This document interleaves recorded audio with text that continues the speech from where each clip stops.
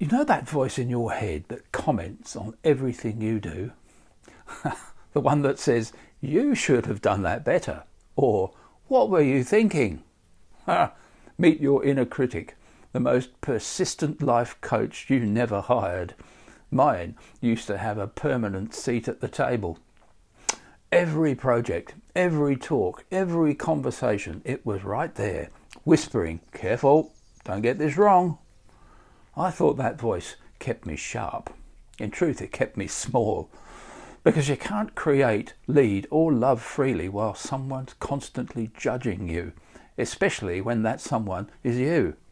The inner critic isn't evil, it's frightened. It formed early in life to keep you safe from rejection, embarrassment, failure.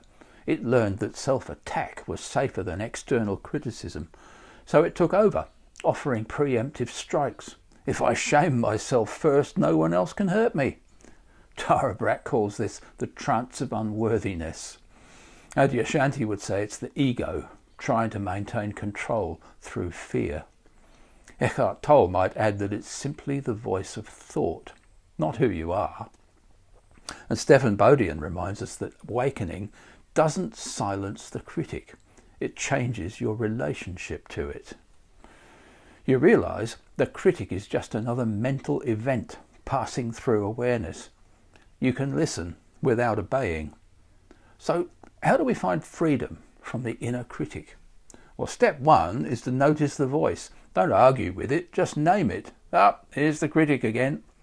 Step two, listen for its fear. What's it trying to protect you from?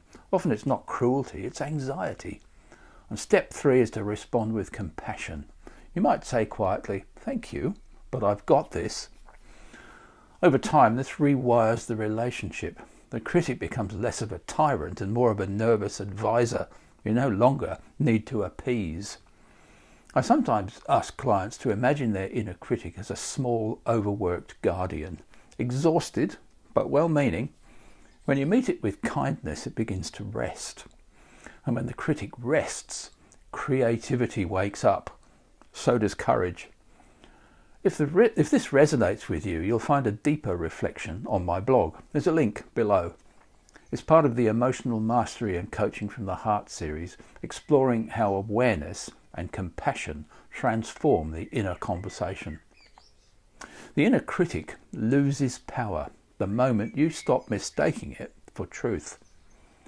Thanks for watching. Subscribe for more reflections from the heart, and maybe thank your critic today for trying so hard to keep you safe.